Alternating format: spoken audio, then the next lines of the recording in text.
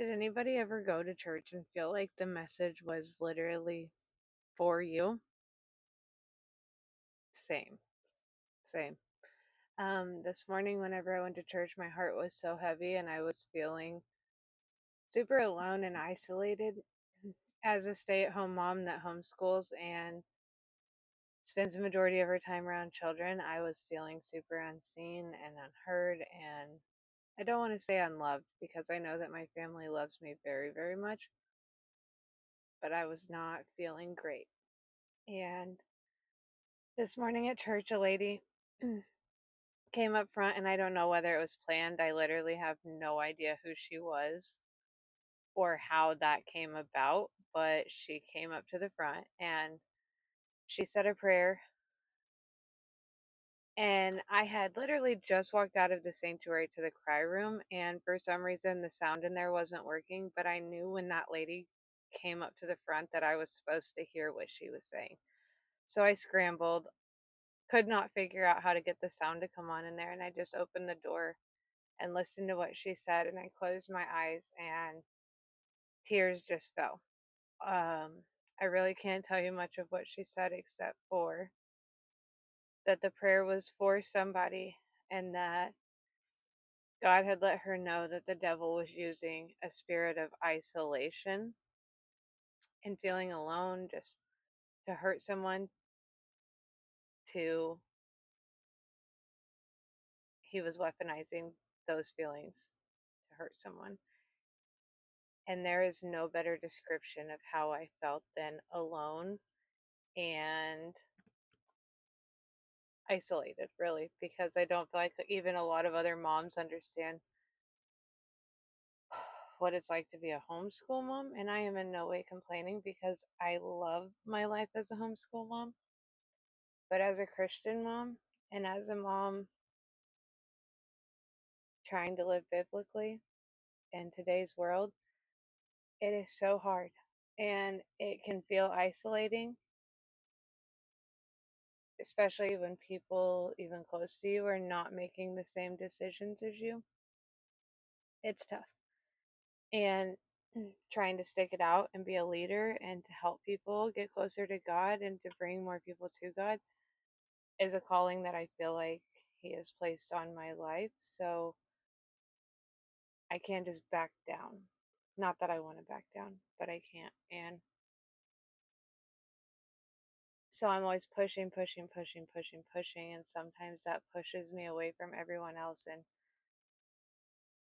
I just felt so seen and heard by God whenever she came up and said all of the things that she said in her prayer and the things that she prayed over whoever she was praying over. It was me. She was praying over me.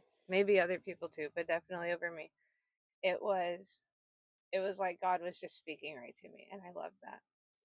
Some other things that he's been speaking to me on in this season that I've been going through,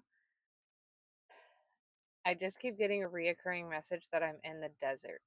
And ironically, I'm like sweating to death in my car right now. It almost is the desert.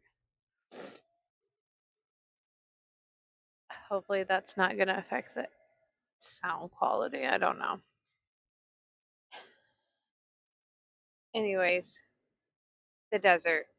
I decided to look up just a minute ago and see just what Google said about the desert, and what it said was just that it's a dry place. There's a desert on every continent, and that it is lack of moisture, void of water.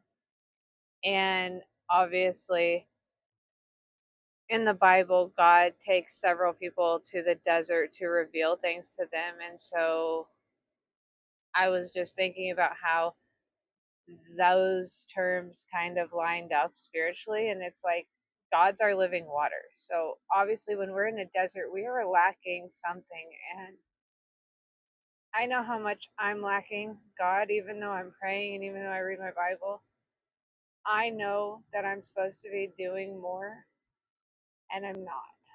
And that's really hard for me to accept because I do feel like I do a lot. But I also know that God wants more. And it's like I told a girl this morning, Not that I want to be God's golden child, and God doesn't care how much work we do. He does care what we do, but we're not earning anything by doing good works for Him. It is, though, kind of like how parents are with their children, and you don't have to have a golden child to know that when your child is obedient to you and they do the things that you ask, you guys get along better.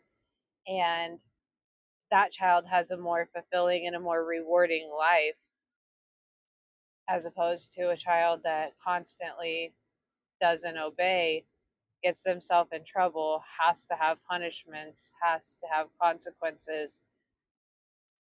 Even if they have a good life, still they're suffering and they're not living up to the potential. And it's the same way with God. God wants to reward our obedience. And sometimes we inflict our own suffering by not doing what God asks. And I know this podcast is something that God asked me to do a long time ago, and I didn't because I didn't know what I was going to say. There's so many things that I want to share with other believers, with non believers, with people about what God has done for me and through me. But I'm super nervous to open myself up to criticism and to disagreement. And I know that sounds so silly because I'm not doing any of this for, I want to say fame, but obviously definitely not fame, but even just to be seen. It's not like I want to be seen. I actually don't want to be seen so hard. I don't want to do this, but I know that God has called me to do this. And so I hope that if you're listening, that you'll pray for me, that you will know that God hears you too. Something else I guess I really want to share with you before I end the podcast is that if you truly believe in God, then you truly believe what God says. And if you stay in the Word, it's hard to continue feeling like I've been feeling. It's hard to continue feeling alone and isolated because God tells us so much how much He loves us, how much He cares for us, how much His plans for us are good. And if we truly believe that and all of the things that He says about us, then we would know, even in these desert moments, that this is not the end, that God's still working on things for us, that God still cares about us, that He still has good plans for us.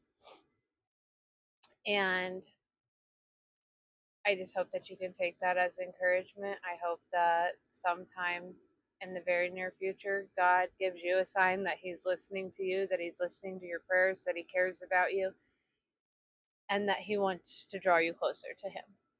And I hope that you'll come back soon and listen to more of what I have to say about God and how much He loves us. Thanks for listening. Bye.